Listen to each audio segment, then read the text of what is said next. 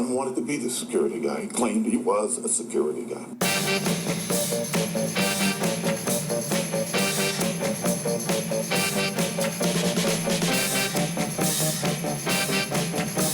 Just in time.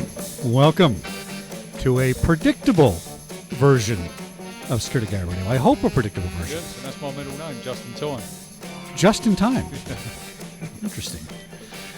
A little technical difficulty. We're using a tablet now to record, and it's actually taped to the studio window. Not exactly a tripod, but it works. I barely got it in time. Well, so we haven't seen each other for a couple weeks. No. Right? Yes. How you been? Everything Good. House hunting. You knew? Yes, house hunting. House hunting, which is always fun. Your house fell through, unfortunately. It fell through. Ah. Yes, and I won't tell the horror story. Did you see my Facebook page today? You're not supposed to say no because you're supposed to watch our own Facebook page. All right. So. Go on, tell me. No, but I was thinking about for your house for sale, right? Yeah, so I'm tired of watering my lawn and having people look at me with disdain because of the drought. Oh, yeah. Especially in Burbank, right? Well, especially. So I let it die. Oh, 1 minute. Can't tell anybody where you live. Well, you just did. Thanks a lot. As we know, we've got our enemies now, right? That's true. So I let it die, and then I got some looks, right? Oh, the Heralds have their lawn all brown. Yeah. That doesn't look good. So you'd be all right if you lived out in the desert with me. Well, that's true. Yeah. But you know what I did? Yeah. I thought of my movie studio training and went out and got lawn paint. Yeah. So I'm going to try it. You got to try it. So I let the lawn die. I spray it with this paint, and now it looks better than when I had the gardener. And I'm saving $150 a month. Yeah. There you go. But what happens after like 6 months? You got to paint it again, or dead grass or what? No. Grass comes back if it in the winter. It's probably going to come back. Yeah. But you can still not water it. Oh, it fills in all the little spaces. Yeah, it fills. Right? Yeah, it's going to look great. Where all the dogs are peed. Now it's kind of like standing on an Acme cactus you'd buy from the Roadrunner cartoon. Oh yeah. Because it's all dry, right? So it's like needles. And you think, oh, look at this nice That's lovely good to lawn. fill in the patches, though. Oh, just for patching filling. Yeah, it's good. Yeah. So if you can sell the house and touch it up, it's good. That was my big. I've just realised I can't see our engineer. No, but that's why I have my secret flashlight here to my special Tiger Light. By the way, hiding. Product placement. You don't want to see me. I'm sick. No, he's not. Oh God! I hope you didn't germ up a microphone. Yeah. Well, that's kind of. You just touched my microphone. Well, that's very passive-aggressive behavior, isn't it? Yeah. Now, it's funny you should mention passive-aggressive behavior. Ebola. It's funny you should mention that, passive-aggressive behavior, because it just so happens that the topic today is about what? It couldn't be passive-aggressive behavior. Well, it's about a primal and cognitive aggression continua. God, I can't even say that. I know. We're going to talk about... So whoever we're talking to must have a lot more of intelligence because I can't even say that. All right, so you and I, as coppers, knew when you stop a guy for a ticket and he starts yelling and screaming at you, that's an easy one. Yeah. I need you to stop doing that. Well, I'm not going to stop doing it. Okay, so I got a club, you got a truncheon, I got some mace, we got a dog. We got a lot of options for a guy like that because we know what he's doing. Yeah. But who's the guy that sits in the car? What do you think about the guy that sits in the car and just stares and doesn't respond to you and doesn't move and does nothing? Well, I must say, they were the ones that always used to worry me. That's the guy, right? Because exactly. That's the 20-yard stare, the blank stare, right? Yeah. So we're going to talk about that. We have a two-part show today, and I made it 2 parts because there's a lot of information. Part one's going to be about kind of the old school, how we do things, how we did things, what traditional models are. And then the second show, I guess, is going to get into his methodology, which I frankly find fascinating for a couple of reasons. One, I agree with it. And 2, I agree with it because it's stuff you and I know. We weren't able to put it in words the way he did it. Yeah. It's really kind of cool. So with that, my guest today is Mr. John D. Byrnes, founder and CEO of the Center for Aggression Management. John has spent the past 20 years developing the means and methods to solve the age-old question, is prediction and prevention of workplace violence possible? I say yes. And Paul, I think you might agree with that to some extent. Absolutely. Not 100%, but you can do something. I'm never 100%. Nothing's 100%. That's right. So he's going to discuss his scientifically validated critical aggression prevention system, CAPS, which is kind of cool because that's crimes against persons is another acronym in the police work. And he's going to discuss how we can get out in front of violence and prevent it. This is going to be a really very, very interesting show, and I put out a lot of information on Facebook for, my sisters and soccer moms and neighbors and not just security professional. I wish you would read the Facebook once in a while. Wait a minute, I got to see if I can do my thing. Follow us on Facebook, LinkedIn, Twitter, Google+, YouTube, Instagram. Did I get them all right, Brian? I think so. Okay. It's too many to remember. It takes a lot of work. Why don't you ever do any of that stuff? You don't do any of it. You could at least read it. I've been a little bit quiet. Could you at least retweet our tweets? I've been a little bit busy. Could you retweet our tweets? Yeah, I will. I'm being aggressive now. No, I do. I read the tweets. That was a sign of aggression, by the way. I just exerted was it? towards you. Is Yes, that it your was. That's my aggressiveness?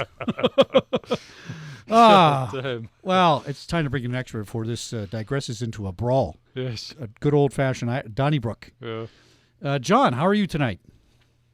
I'm very well, thank you, Chuck. It's good to be on with both of you this evening. It's quite an honor. Oh, John.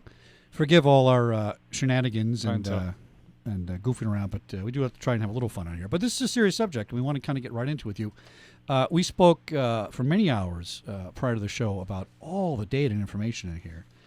And you are such a well full of knowledge. I'm just going to kind of let you run with this. My first question is, it's not even a question. I mean, let's talk about where we are in this area right now. There's some really good people in this field, and Paul and I know a lot of them. You know a lot of them. And what we're doing now is going around with, asking questions and trying to predict things based on, 35 questions that say, does he take drugs? Does he live in his basement? Does he like his mom? There's some validity to that. And then we study shooting models and say, okay, everybody that shoots has told somebody he was going to do it. And, we predict that thing. And prevention to me is just, fortification. Yeah, I can prevent you from shooting me if I wear a bulletproof piece of resin around my entire body all day, but that's not going to help me from prediction. So why don't you go over the history of the, of this field, and we'll take it from there. Well, thank you, Chuck. Yes, absolutely. First of all, let me just start by mentioning that this week is a very special week. The timing of this program is quite excellent because we're going to roll out our critical aggression prevention system for security professionals. Oh, good. We are looking for partnership relationships, training relationships, and so this is a wonderful way for us to get started by sharing with you this system and how and why it works. Now, normally, if you're rolling out to security professionals, who utilizes it now more than security professionals? More businesses? Well, more businesses.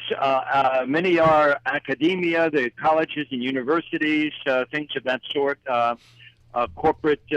And we involved on the college campus where you find some of the most sophisticated approaches. You find student affairs handling conduct. You have campus security handling, obviously, the security aspect. You have mental health counselors, professionals, handling anything that's of a mental health nature. And what we have found is that they announced that they have this behavioral intervention team, a threat assessment team, and suddenly they get barraged by these subjective references of scary, strange, weird, and menacing. Oh, yeah. Oh, by the way, before we forget, let's have everybody go to your website, which is www.aggressionmanagement.com. That's aggressionmanagement.com. And you can kind of follow along with some of the things we're talking about here as we go into especially the second show. Well, also, aggression has two G's. I can't tell you how many people spell it with one. Secondly, if you're on LinkedIn and you go to my LinkedIn site, John D. Byrnes, you'll see the graphic that we described. But also, if you will email me or send me a message on LinkedIn that you have an interest, we're doing this webinar on Thursday, the 28th at 2 p.m. Eastern Time, and we'll be happy to invite you. We're going to go into great detail in that 2-hour period about what this is, how it works, why it works, and the kinds of programs we're interested in sharing with security professionals. So, good. As I said, this is a wonderful rollout for that. Excellent. Well, give you a little bit of history. We've been doing this now for over 20 years. Approximately 20 years ago, a good friend of mine who is who is police chief in a small community here locally came to me and said, I have a problem. My officers are getting into altercations with my citizens. We're having that problem all across our nation, aren't we? Yeah. And he said the problem is they're supposed to use their verbal skills, and too often that's minimal. Second, following, they then have to arrest. Well, They get into street fighting, they get injured, we get sued. So really on that predicate, I tried to develop a program because I've always tried to be solution man. In that I always try to remain as part of the solution. I don't try to allow myself to be part of the problem. So with that said, I started looking for measures. And the measures I started finding. Many in security have heard the name of Lieutenant Colonel Dave Grossman. Oh, sure. Yes. I've taken his classes. Yeah. Excellent. Dave Grossman's excellent. Outstanding. Well, he also wrote the foreword to my book. But I started looking for measures.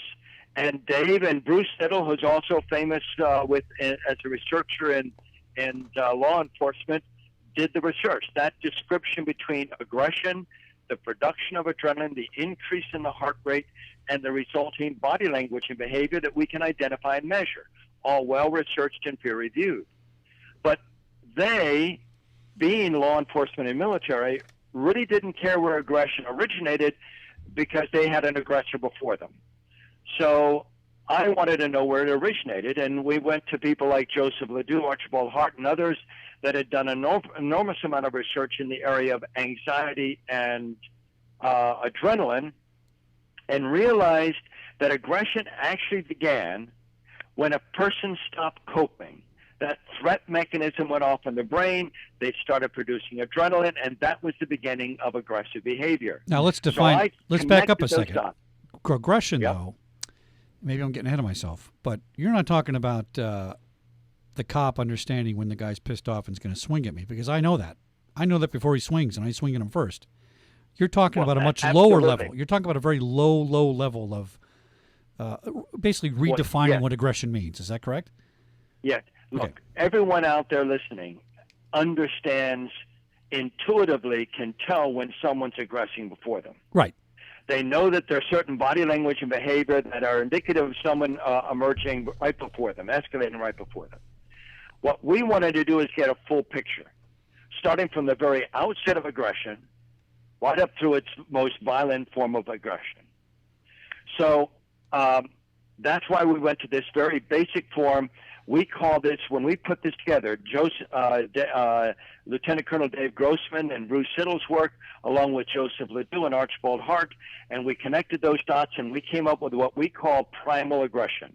That is a complete picture of the point where a person starts to aggress based upon primal types of adrenaline-driven aggression. That connection between aggression, the production of adrenaline, the increase in the heart rate, and the resulting body language and behavior that we can identify and, most importantly, measure, objectively measure.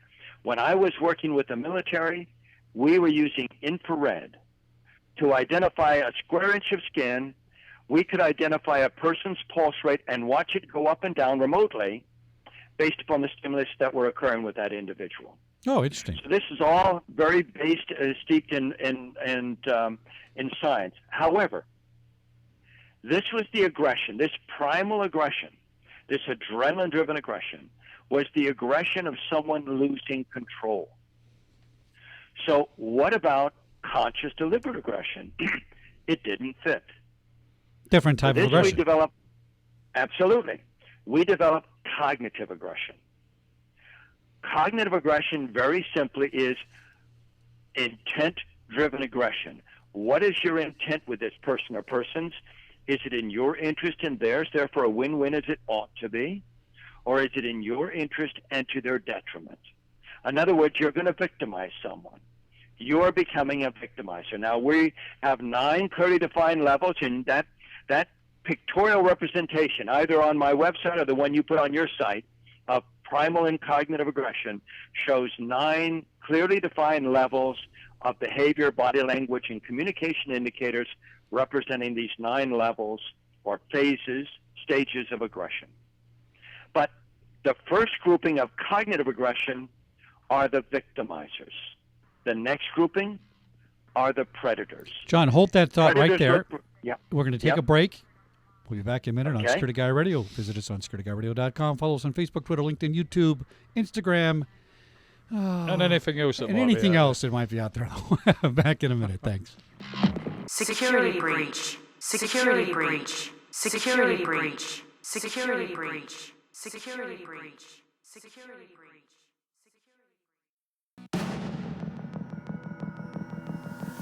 Welcome back to Security Guy Radio at securityguyradio.com. Back with our special guest, Mr. John Byrnes of the Center for Aggression Management. John, are you back with us? Yes, I am. Oh, good. That's a little better connection. We try to get your connection a little better at the break there. It sounds a little better. John, I've got a question for you, and you may have been getting into this later on, but how did you find the subjects to, work this up? Is it all military? Oh, I see. No, actually, I just studied the topic, and my parents were in the military. I was in the military, but before I started this, I was in the real estate development business, minding my own business, and when you discover something like this with this kind of magnitude, it tends to get you focused. Yeah. Plus, I have to tell you, going back a moment. You look at what the root causes were. I mean, we all know what the issues are: violence, bullying, verbal abuse, discrimination, even militancy and terrorism. We're even becoming particularly concerned about terrorism today. We know what the root causes are. I mean, the question is, where is the connection? And we found that connection to be aggression. That was first. Then we discovered that there were these two kinds of aggression, primal and cognitive aggression. But along with all of this, we also came to realize that the current programs, many of the programs that we think of today as preventative, are not preventative at all. They're reactive. The famous Gavin de Becker did this wonderful research and determined that from the moment of commitment, that's when a person pulls a weapon and starts shooting, to the moment of completion, when the last round is discharged, is as little as 2 seconds. So if we're going to react to this, we're going to do so over those slain during those horrific first 2 seconds. I submit to you that's not good enough. We have to get out in front of this, and that's what our methodology goes to achieve. Many programs that we think of today as preventative, threat assessment is seen as a preventive measure. But in point of fact, if you look at it, the definition of threat assessment is an assessment of an existing threat. You're reacting to a threat. Now, the hope is to identify an initial lesser threat and thereby prevent a subsequent greater threat. Yeah. But there's no assurance, Chuck and Paul, that this initial threat will not be a threat to life and limb. I mean, look at the Navy Yard shooter, Aaron Alexis. Yeah. When did the Navy learn that Aaron Alexis was a threat? Well, when he was killing people. Right, but they probably had indicators before that. They didn't know it. Lots of indicators. Right. But threat assessment for them only began when he was shooting people. That's right. We've got to get out in front of that horrific moment of commitment. And that's what this program goes to achieve. So we talk about cognitive aggression, and we talk about the lower level being victimizers. The next are the predators. Predators look for easy prey. A predator, it's critical to understand that there is a relationship between predator and victim. Every time a victim permits a predator to get away with certain behavior, it says to that predator, this is acceptable behavior, and it causes them to want to do more. Yeah. Right, I think it feeds the highest level of cognitive aggression, the 9th level of cognitive aggression, is the perpetrator of murder-suicide or terrorist, whose goal it is to give up their life for a cause, and their behavior reflects that goal. The 8th level is the murderer or combatant in a military sense who is prepared to give up their life for a cause, but intend to survive. In the case of the combatant, to kill more of you tomorrow. Now you're going to put that person on an aggression scale, huh? Yeah, yes. I mean, you can literally, the 8th level is a precursor to the 9th level. No, I get that part, but as a police officer, I was perfectly willing to die in the line of duty, and I knew that's what the job was. Of course, I avoided it, but I wouldn't categorize my fellow police officers on an aggression scale because of that belief. But you're saying we should consider that as an aggression if you have a belief like that. That you're willing to give up your life because it's a good cause. If you're prepared to give up your life for a cause, that is an 8th or 9th level cognitive aggressor. Okay, interesting. And that's not a moral judgment about that individual. That can be a soldier that we care dearly about, or a terrorist on the other side of that coin. Interesting. There is no moral judgment about this. These are human-based conditions. Would you say that the 7th level? I call the complicit tactician. Completely complicit with the 8th and 9th level. They want certain people to die, but they're not going to kill those people nor put themselves that much at risk. They're going to inspire other people to do so, like the late Osama bin Laden, a terrorist handler, or in a domestic sense, an accomplice. Each is a precursor to the next, 7th, 8th, and 9th, but the key is there's a 6th, a 4th, a 1st, a 6th, a 4th, a 5th, a 4th, a 3rd, a 2nd, a 1st, a zero baseline. And every venue has a zero baseline, and we look for aggression deviations. So now, when we talked on the phone, we were talking about kind of boiling this down into some practical applications, because all this information is great, but we have to be able to get it out into the field to the guy standing at the gate at the studio or to the guard on a post at a parking lot, so he understands that a guy with a blank stare is really probably more of a problem than the guy talking to himself and yelling. So when you started to do this, I like the way you put it into these different categories and phases. Maybe you can go back and kind of talk a little bit about how a traditional threat assessment model works. I mean, Paul and I did a lot of it, and as we discussed, he and I and people like us kind of know that an employee is going to be a problem. There's all kinds of indicators. Maybe we can't articulate it the same way you do with a scale and metrics, but we kind of know that there's something going on. So I would put that into the prevention phase. I don't think, we never really predicted anything. We would never classify what we did as prediction, correct? No, I mean... It was kind of, but... Well, what I always said was that you can't predict. We used to say that, right. Yeah, would you agree with that, John? I mean, I never felt that anybody could actually predict anything. John, you there? John? Yes. I'm listening.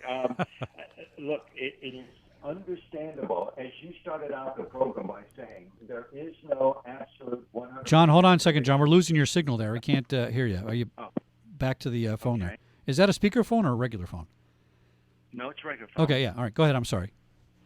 There is no 100% absolute prevention or prediction. There is none. However, there is reliable prediction and prevention. Okay, that's fair. And it is done so on the basis... the most thorough study on this topic was done was a collaboration between the U.S. Secret Service, the Department of Education, and the National Institute of Justice, called the Safe School Initiative, where they were trying to identify a school shooter.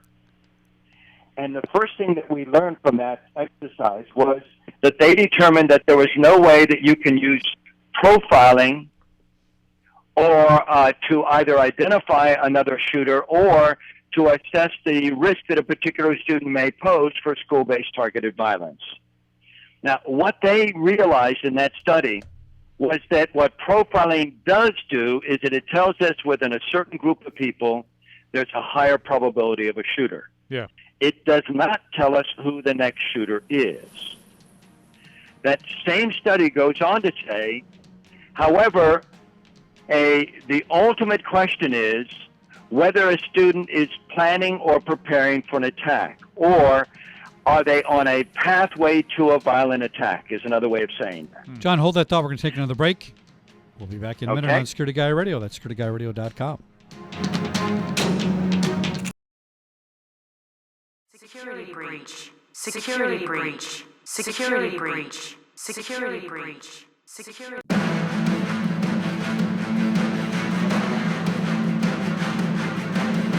Welcome back to Security Guy Radio at securityguy.radio.com.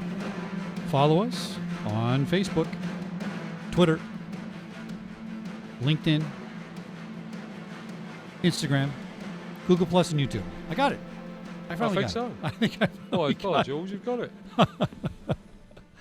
Oh, we're back speaking with John Byrnes of the Center for Aggression Management, and we're talking about prediction and prevention of violence. Is it possible? And we say yes. And John's just giving us a little background on the history of government studies that we're trying to figure out if we could predict shooters and things like that. John, I think to your point, when the government came back and says, well, we know what the signs are, but we can't really tell you who the next shooter is. I think a lot of that is kind of what Paul and I just mentioned. We would never say, I can predict the next violent act because I don't want to get sued by saying that, right? We have a damn good idea. We have a very good idea, but we're not going to say for sure. Now, we may act upon it. We may actually take that guy down and go talk to him and do something like that, but we're not going to put our house on the line because we're saying it's a hard prediction. But I am surprised that the government said or came back with that response that they didn't think there's much they can do about it. Well, actually, I shouldn't say I'm surprised about that. No. Well, understand this is part of the problem that we've had all the way along is that are the methods that we're currently using fall short of our expectations. So you're more reluctant. John, I got a really bad connection, and I can't. Really? I can't do the show if I can't hear you. Let me have Brian call you right back, and Paul and I are going to chat about this a little bit and see if we can get something more solid, because you really just completely dropped out and we couldn't hear anything you said, unfortunately. Right? So, Brian, try and call him back and get a better connection, and Paul and I will keep talking about that. Well, tell Brian that there is one other number. All right, Brian's going to call you back, all right? Right, good. All right, so I like this scale he's got here. Yeah. Because he puts it in something that's split it in half. I used to mix these things up in my head. So if you're on their website, which is aggressionmanagement.com, and you find this Primal and Cognitive Aggression Continua, he takes these two things, which are cognitive or thinking aggression, kind of a, meditated, and then primal, which is kind of emotion-based. I'm pissed at my girlfriend, right? And he splits them in two. And I think in the past I've kind of put these all together and identified them, but really there are two separate paths. Definitely two different. Yeah. I mean, if we see the guy that he's anger, he goes from emotion to dead face. Yeah, I mean, you got the guy, perhaps it's driving rage or something like that. Right. I mean, that's an obvious one, but you got the, as I say, the domestic violence where the guy's just lying in wait, etc., and it slowly builds over a period of time. That's definitely this the cognitive one. I mean, they're thinking about it, and the stalkers are mostly cognitive, aren't they? The stalkers are cognitive. Yeah. The guy that wants to bring the 50 millimeter. gun I down. saw very few. I mean, over the years that we've been doing this, I've seen very few that have been the primal sort of aggressive type from a. Yeah, in our business, it's really cognitive. Yeah, very, very slow to build. Mr. Brian, do you have John back on the phone? Sound good? John, yes. You there? Yes, I'm here. Oh, that's better. Oh, that's much better. All right, very good. Oh, good.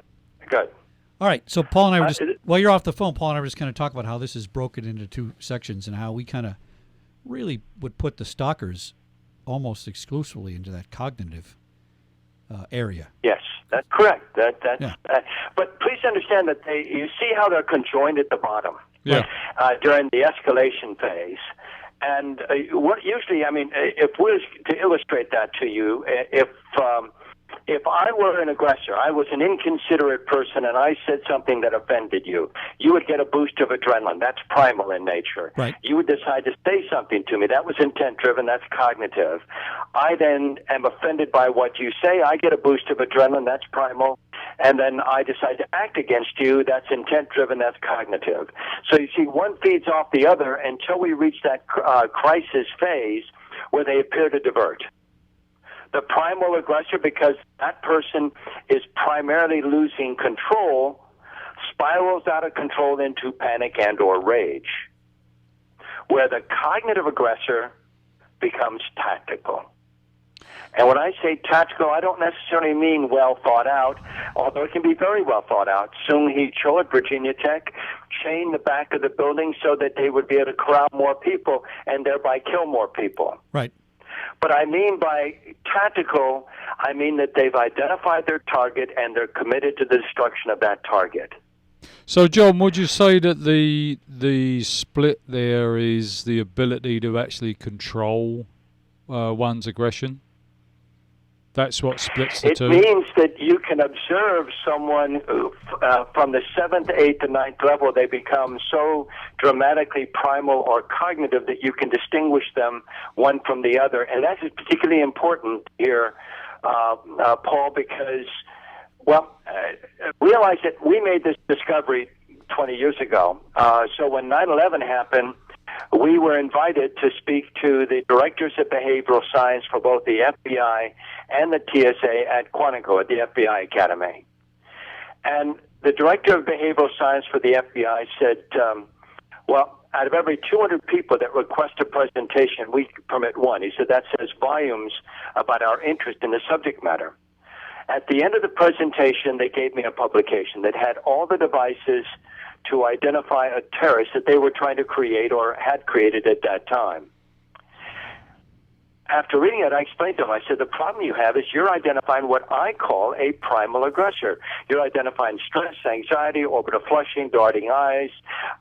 These are the body language and behavior of a smuggler, but a terrorist is a cognitive aggressor. You see, a terrorist not only disconnects from their victim, they disconnect from their own well-being to the point where they find a profound calm. Why? Because they're completely and totally disconnected from their own well-being.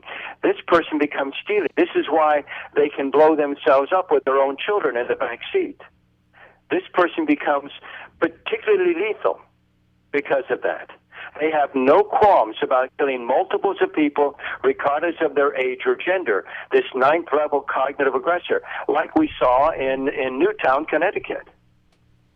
I like to call them true believers. See, the moment this person rises to this level, when any human being, regardless of their culture, their gender, their education, their position in a community, their age, regardless of any of these things, when any human rises to the level where they're prepared to give up their life for a cause, their body responds to that intention because there is no higher intention by losing animation. The body, in essence, says, I'm dead. So one of the first things you see is what the military referred to as a 1,000-yard stare, or others refer to it as dead eyes, but it's more than that. Their whole body language behavior loses animation. The Israelis call it the walking dead, and the key here is this. That individual comes into your parking lot or your school campus parking lot with that look. The moment they rise to that intention, they take on that look. So they arrive at the scene with that look. They enter onto the campus or into your workplace with that look. They walk by your receptionist. They walk by individuals before they ever arrive at that moment of commitment, giving you an opportunity to get out in front of that moment of commitment and actually prevent it from occurring. Now, at that point, they are cognitively aggressive, but their animation leaves them. They're kind of calm. Do you have an actual chance to intervene and not be? They're not going to be physical with you. If you actually grabbed them, would they just kind of like say okay and give up? Would they? No, not at all. Understand that the primal aggressor, and again, this primal aggressor. Sadly, most security and law enforcement are looking for that red base ready to explode primal aggressor. Yeah. Sung-Hee Cho at Virginia Tech could have probably walked right by law enforcement and they would not have pulled him over or stopped him because he had the look of the person on the bottom, not on the top.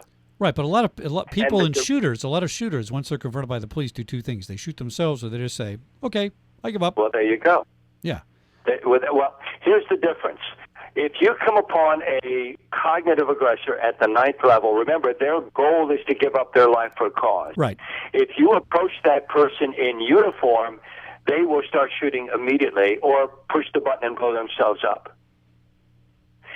An 8th level, on the other hand, is more tactical. This individual is prepared to give up their life for a cause, like a combatant, but tends to survive. So they'll take a tactical move. They'll move away from you, try to hide from you, that sort of thing. So that's how you might distinguish one from the other. Tell us some examples of some shooting cases you studied or workplace violence cases you studied. And as you described their behavior, describe, if anybody going backwards studying it was able to recognize some of these phases. The key is that even when we use of force matrix, they tend to be focused on the higher levels, which means you're tending to react to this. We're trying to get out well in front of that so we can actually prevent it. I mean, to give an example, at the 4th level of cognitive aggressor, We have conflict, bullying, discrimination, things of this sort. But when we talk about bullying, it presupposes someone exhibiting bullying behavior. In other words, the only way to get out in front of bullying or conflict or discrimination is to learn what the second, the third, and the first levels look like, so that you can see the precursors to bullying and conflict and actually get out in front of them. Now, how is this applied? Now, to do so and make it truly scientific, i.e. raise it to the level where you have the highest evidence-based best practices. To rise to that level, we developed a software package, a software program that where we took a standard incident reporting, and we took this primal and cognitive aggression, and we incorporated and we created what we call the meter of emerging aggression. And we put that in place at Eastern Kentucky University. It's been there in place almost 3 years now. And that's why this is scientifically validated. It was scientifically validated there. Well, here's my question. So let's take Virginia Tech, which I've studied and looked at, and all along the way, when you looked at this guy, he was out doing target practice with silhouettes on the ground. Somebody could have caught him there. Clue or what? Well, there's a clue. There's the low level. There's phase 2 or 3 or stage 2 or 3. Somebody could have caught him. There were 70 different indicators that Sung-Hee Cho could be violent, and no one was connecting the dots. Okay, this is what I want to talk about. Go over that for people to understand why your methodology is working. Now, it's easy to say that going backwards and studying the case, if you saw this, we would have acted on it. But I think there's validity to it. I mean, you say there's 70 indicators that nobody caught. That's amazing. There were 70 different indicators that no one picked up. And I mean, from the fact that he was writing messages on his walls that were graphic to the point that faculty members were querying. Look, we know these things intuitively. Right. And they saw these things. They knew there was something intuitive. But once again, they went on one of those, we talk about systems that we think are preventive. In fact, they're not. Mental health assessments are seen as being a preventive tool. But in point of fact, Sung-Hee Cho was evaluated on 3 different occasions. And in each and every occasion, he was deemed to be stressed, anxious, but not at risk of harming himself or others. Well, because they did not define writing on the wall as aggression. They defined it as a mental illness, as a problem. What are some other... the problem we have with mental illness across the board, guys, is that it is not a good indicator of who the next shooter is. At the end of Virginia Tech, they did this very thorough study, a report to the president on the horrific shooting at Virginia Tech. And what did it state? It stated that people who are violent typically do not have mental illness, and people who have mental illness typically are not violent. In fact, they found out that people who are that have mental illness typically are the victims of this kind of behavior, not the perpetrators. I believe that. John, when you look Even at Jared Lochner, the shooter at Pima Community College that shot Congresswoman Gabrielle Gifford, killed 6 people. Here's a guy who clearly had a thought disorder, was probably schizophrenic, one of the scariest of all mental illnesses. But we know that 0.2% of schizophrenics have actually turned and shot and killed another human being. Yeah, it's a low. How do you get from 0.2% to this to the next shooter? This takes us to that same topic of these are probabilities, not predictability. John, when you looked at Virginia Tech, was there? I mean, there was a lot of indicators. When you put it all together, you say, what, this guy, somebody should have realised that this guy was a problem. But was there any one particular indicator out there that sort of stood out and somebody should have said, this indicator sitting on its own tells me that there's a problem coming? There were numerous indicators out there. Look, this guy was picked up by campus police for stalking. He was taken back to his room and admonished. That's what often happens on campuses. 3 days later, he was picked up for stalking. He was taken back to his room, and he was admonished. Security were not talking to each other. They had no record of it, no incident reporting, so it went unnoted until after the killings. So there wasn't like a giant red flag that the average person might say, wait a minute, that's over the top, I got to do something about it. Well, look, the problem we have today is that, again, these are all the indicators you see on this graphic illustrate what those indicators are. The reality is they're all intuitive, but people are not prepared to put their reputations or their jobs on the line based on intuition alone. That's why they need these types of measures. Well, I think the reason for that is that intuition is not defined. There's no definition of it. Yeah. Well, it's just your feeling. But if you've defined these things. Hair on the back of your neck. That's why we define these measures. Right. Let's start from the very outset. I mean, look, we all are focused on violence because that's what scares us the most. John, hold on one second. I hear the prancing and pinging of our break music. Yes. Do you hear that, Paul? Yes. It's time to take a break and pay the bills. We'll be back in a minute on Security Guy Radio. Follow us on securityguyradio.com. Back in a minute. Security breach. Security breach. Security breach. Security breach. Security breach. Security breach.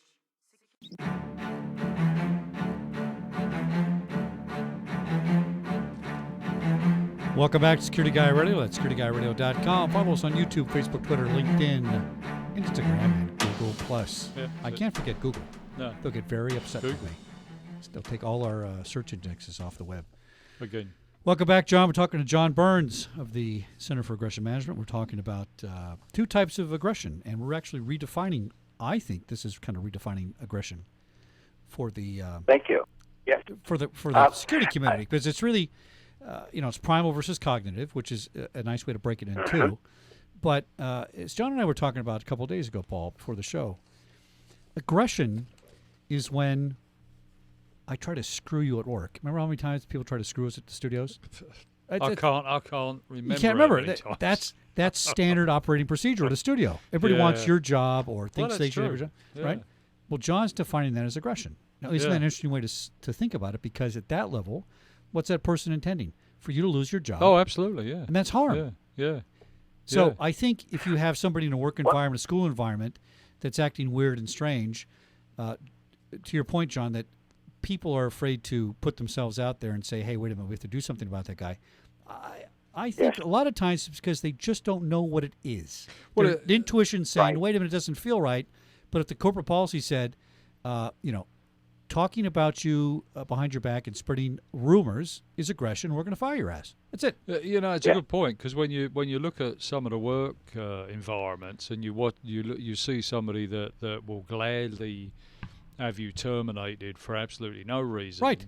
I mean, you see it all over the place. I mean, that is aggression, isn't it? And there's no conscience. No conscience mind. There's absolutely no conscience. I mean, I can't do it. I can't go home and sleep at night. Well, let me go a step further. First of all, I make a distinction between aggressive behavior and assertive behavior. Assertive behavior says I want to win because I'm going to be the best that I can be, whereas aggressive behavior says I'm going to win because I'm going to take you out. Right. Yeah. Right. From our perspective, aggressive behavior, as you've just said, is always destructive and negative. If something is constructive and positive, it's assertive behavior. We don't have enough people out there making the distinction between assertive and aggressive behavior, and this is why we have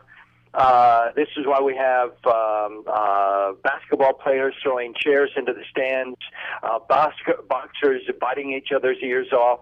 I mean, this is where we go from assertive to aggressive, and we don't make that distinction. And where does good aggression and bad aggression begin? That's why we have to make the distinction between assertive and aggressive behavior. Well, now, I would say aggression is a negative word. Isn't aggression a negative? We're going to get into a lot of depth. We're going to go into deep into this continuum, and we're going to take it piece by piece and discuss it so that you can truly get a grasp of it. But one of the things that I want to point out here, I talked to you about this Safe School Initiative and the science behind the fact that you have to identify someone on the path to a violent attack.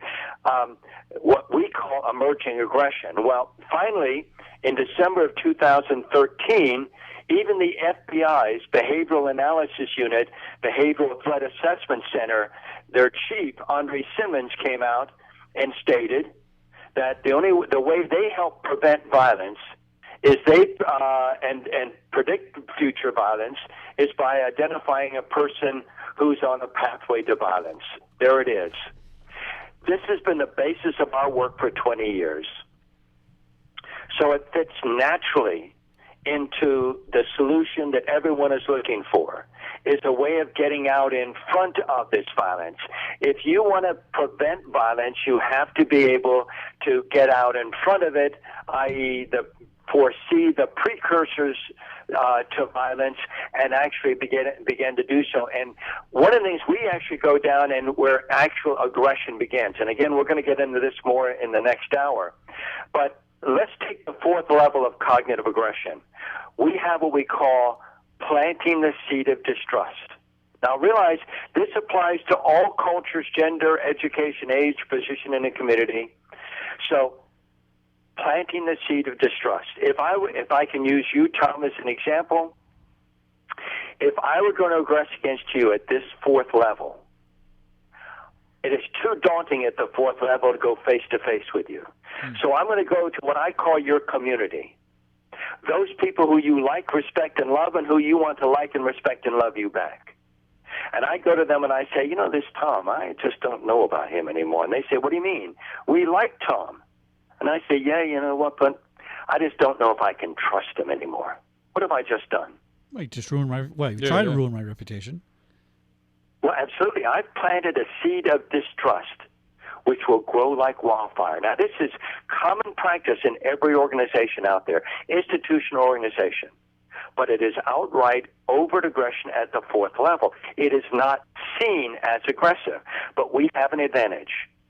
Because it is not instinctual for one human to attack another, you have to disconnect, depersonalize it, turn them into an object. When humans learn that this is outright overt aggression at the fourth level, there's a natural propensity for them to move away from this behavior. Well, you can't move away from that behavior. If the guy's going behind your back, if the guy's going behind your back talking smack, you as the victim can't move away from it. You have to go report it. Somebody has to do something about it. Well, now they know they know how to define it. They're going to now report it. Also, because they see that this is a continuum, you know, humans tend to do what they believe is in their best interest. You wonder why people don't get involved, and there's been an incident, and everybody says, well, we knew John was that kind of a guy. He was an exploder. Why didn't anybody speak up? Well, because they didn't see speaking up as in their best interest. Now they learn that there's a continuum. And that what is now bullying today or planting the seed of distrust today could be assaultive behavior tomorrow, and they may be a victim. Now they have the impetus to get involved. And over the last 20 years, we've seen cultures change from culture to culture, where people start getting involved because they see it in their best interest to get involved. Let me do this. Let's break this down to soccer mom level. How would somebody not involved in security translate this into their household? Where would they show this? I mean, it's domestic violence. Again, there's primal and cognitive aggression. Primal aggression is someone losing control. That's going to be a domestic violence case. Domestic violence is going to fall under primal. We kind of get that part of it. But would you have a primal in a household? To some degree. And of course, the belief is that at some point, if you can take it back far enough, and we're going to do more of this in the second hour. But if you take it back far enough, this person really didn't want to do this, didn't want to start on this path. So if we can get out early enough and identify aggressive behavior early enough, maybe we can say something or do something that will stop this pathway, the path to a violent attack. Well, do people in a domestic violence situation, do they behave with both types of behavior? Are they cognitive and primal, or one or the other, or what do you find? Let's take it to the very highest level of cognitive aggression. We've seen people go from that red face, ready to explode primal aggressor to a cognitive aggressor. The person is screaming, hollering, the red face, ready to explode, and then suddenly they become quiet, disconnected, depersonalized. They've disconnected even from their own well-being. This person becomes particularly lethal. So it's better to have your husband keep yelling and get out of the house than have him go quiet, in a way. Well, that's a more primal aggression is far easier to diffuse, usually by removing the target. cognitive aggression is far more tactical, far more difficult to identify, far more tactical, and far more lethal. Primal aggression in the extreme can be lethal. A person walks in on his wife and his best friend. He turns, his weapon is right there on the counter, he pulls the trigger. That's a primal lethal event. But if the guy spins around and says, "Where's my gun?" and starts hunting for it, now he's become cognitive. All right. I mean, there is a certain phase that you can be in a rage for a period of time. Well, okay, I'll buy that. No, yeah. I'll agree with that. But if you're enraged, if you're spiraling out of control into rage or panic, which is the primal aggressor, then that's one thing. Again, more typically, if you remove the target, that tends to diffuse them. But a cognitive aggressor has identified their target and they're committed to the destruction of that target. That's their definition. Something we always, look at, John, is the period of time. What I mean, did you find any particular, period of time where this is, from a cognitive this takes place? I mean, is it going from a 1 to 9 is 5 minutes or something like that? Yeah, or 2 years or 3 years. I mean, was there an average? It varies on the individual and the circumstances. The key is that we're able to identify them. We've come to realize that there's just far too much minutia out there for us to try to track all this stuff. But when we see someone who becomes an aggressor, we can identify that body language and behavior, and then we have a thing we call the judicious interview, which is a way to use the scientific cause and effect principles to ask specific questions or take specific action that produce a predictable result, enabling us to determine that we have a person of interest. Do you find that people sort of get stuck in one stage, or what? But is it always escalating? The next move? Yeah, is it always escalating? No, it goes up and down. Yeah, I mean, if you look at pictures of Muhammad Atta at a party, you'll see him laughing and all the rest.